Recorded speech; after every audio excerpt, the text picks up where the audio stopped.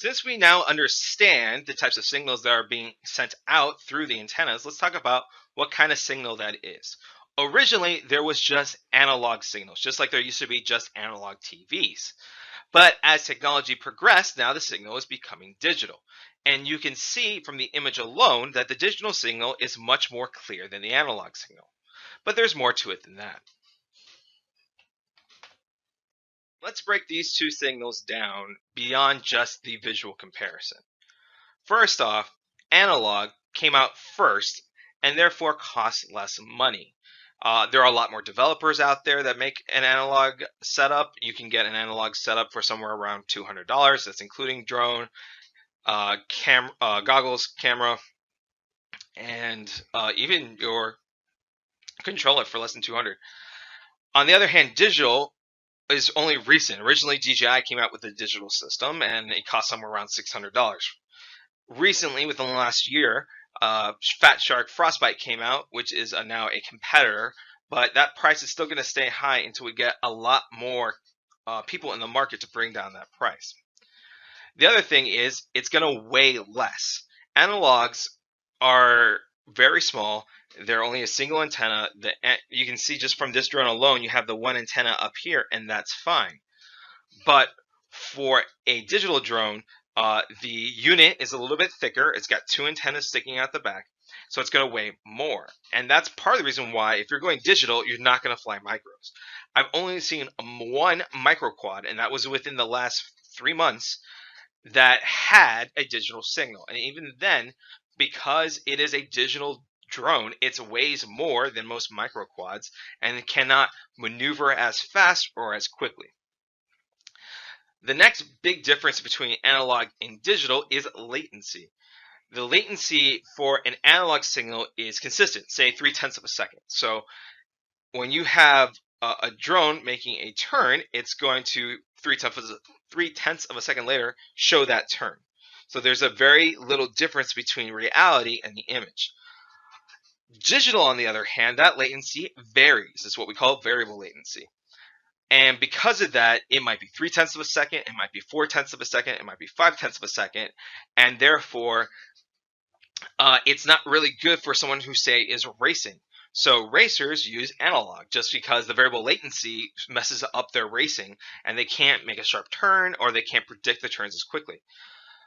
On the upside, the digital quality being a lot better, a freestyle pilot would probably go digital because they can see better, they can get a better sense of the obstacles around them, and that variable latency doesn't make as much an effect on them.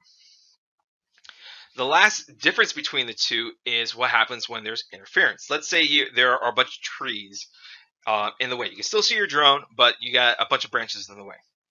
So in an analog signal, you're going to get a lot of what's called white noise. So think of that like shh when you get from a TV screen. You'll see that in your camera lenses. But on a digital signal, what's going to happen is the image is going to be pixelated. So with a digital signal, you're able to fly in those high interference areas, whereas with an analog signal, you would not be able to. Okay. Up tilt refers to the angle between the body of the drone, okay, and the way the camera is pointing. So you can see right here, the camera is pointing in this general direction. It's not pointing flat. And the reason for that is when your drone flies forward, it's going to tilt forward. And if you are going flat, you're just going to look at the ground. In fact, we tried this out at school last year with the parrots. Their cameras are straight on. And when you fly at any type of decent speed, you're looking at the ground and you're not seeing where you're going. So we have what we call up tilt. Now, typically when you're starting with a whoop, it's maybe 10 degrees, 15 degrees, especially if you're doing something like a cine whoop or cinematography where you're not going too fast with the camera. The up tilt's kind of smaller. But as you progress and you want to fly faster, or if you want to start doing a lot more freestyle tricks where you need more speed to be able to pull the trick off, you're going to have to increase that camera angle. During my last race, I was talking to, remember, I am a rookie. I was talking to the other pilots from around the world, and what they were asking me goes, well, what's your up tilt? And I just go, I have no clue. I knew what up tilt was, I just didn't know what the auto set was. And in that particular game, it's set at 35, and a lot of those pilots fly at 55 or 60. So you get to see that much of a difference. I'm not able to go full stick on my drone in a simulator because if I go full stick, I'm looking at the ground, so I have to increase the uptilt. So in order to do that, you're going to start increasing it by like say 5 degrees or 10 degrees, fly it a ton of times until you're comfortable with that particular degree, and then increase the uptilt a little bit. In fact, racing pilots, what they'll do is when they first learn a course, because they're going slower, they'll bring down their uptilt to master the course and get a feel for it. And then as they progressively get faster in the course, they increase the uptilt to what they want for that particular race.